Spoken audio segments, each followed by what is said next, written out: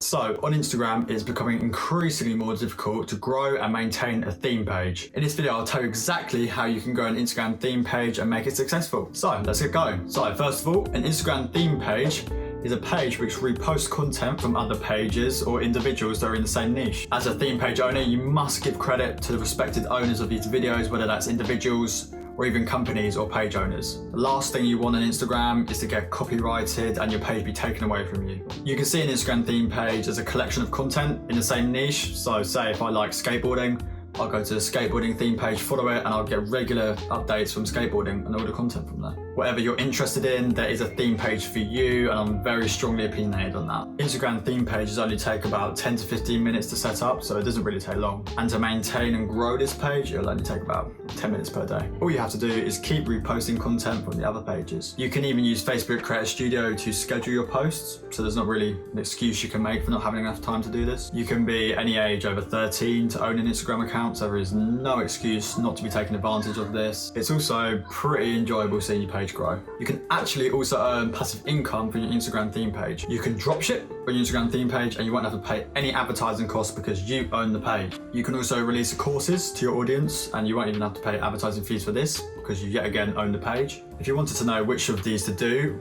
depending on which niche you're in, then maybe go and check out one of my other YouTube videos. I went through it niche by niche, telling you what to do step by step, so this could be helpful for you. But overall, starting an Instagram theme page is a no-brainer. The first thing you want to do when creating an Instagram theme page is to decide which niche to go into. This is definitely one of the most important decisions when you're creating your page. So I'd recommend to pick up a niche you're interested in so you don't get bored of posting to it. You must pick a niche, maybe even a sub-niche, so you go from one niche and then to an even smaller niche, so that you can grow quick. Like, it'll be a lot quicker to grow rather than picking in a big niche such as luxury. Maybe pick something luxury in that niche. So for example, I own a page in the car niche. It's about cars. Then you go JDM, which is Japanese cars. And I picked a specific car, which is a GTR. Like, you go down and down, and that's how you grow quick because it won't be as competitive. If you pick a niche such as luxury, your account will be flooded below all the other ones in the luxury niche because they're going to be bigger, they've got more time, they've already had experience growing their pages, and they're going to be miles ahead of you. Now, once you have picked your niche, you need to come up with a username for your account. When you're coming up with a username, I advise not to have any underscores or dots in it. Instagram will recommend your names, but I do advise to not even listen to this. Instagram will often suggest numbers at the end or even dots or underscores, and this will not be appealing to your followers. Also, the name you pick must be related to the content you're posting. So if I'm a cats page, I can't be having a name as dogs or something. It just wouldn't work. When you're creating a name, you want to make it catchy and easy to remember. That way your followers will be able to come back to your page and remember, oh, I followed at the cat vibe or something. And if you know what the cat vibe is, then comment below because you watch the same YouTuber as me.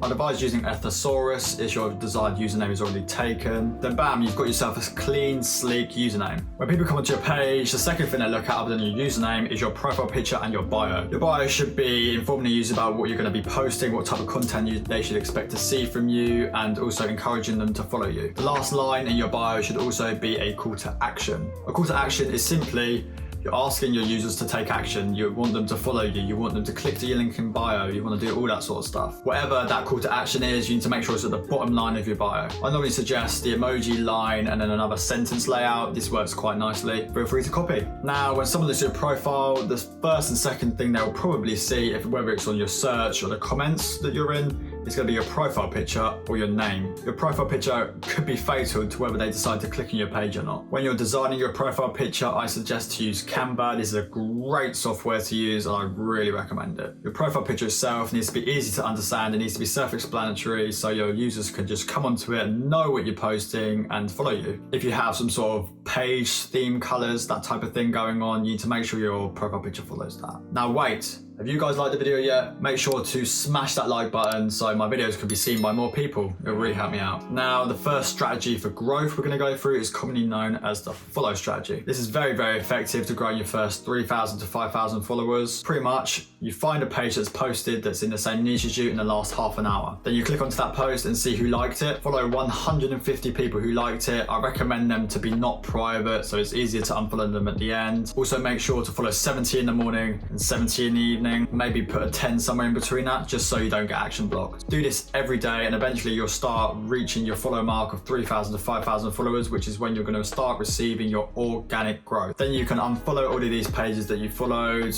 doing it backwards in a way. So unfollow 70, unfollow 70, unfollow 10. This way you're going to avoid being action blocked, and that is probably going to be the last thing you want. Now, the second strategy we're going to talk about for growth would be the Gary Vee $80 strategy. This translates to leaving your 2 cents on the 9 top trending posts on 10 different hashtags. This will boost your profile in the community. People will see you're commenting, and Instagram will even boost your profile out to more people because they see you're engaging in a community. Instagram has recently updated their rules so people can do less and less actions every single day. So I recommend only commenting on 3 trending posts every 10 hashtags. This way you will not get action blocks, and which is the aim. Final strategy we're going to cover in this video for growth would be the hashtag strategy. The aim here is simply going to be to rank highly on the hashtags you're going to use. Create 2 to 3 hashtag sets with 30 hashtags in each. Each hashtags must have 80,000 or less posts, but more than 10,000. This way it isn't a massive hashtag, so you will actually get growth from it, but it won't be too big so that all the other pages will overcrowd you. Make sure to be using all 3 of these strategies at once, otherwise you won't be optimizing your growth. You may do all of these strategies, but if you aren't posting regularly, then this just won't help at all. I recommend posting between 3 and 5 posts per day on your feed. I recommend posting videos more than photos, but photos are fine to do. Just I would prefer you to post videos because you're going to get more reach that way. I recommend posting your posts every 3 hours-ish, doing an increment of 3 hours. So you start at 9 AM in the morning and finish at 9 PM at night.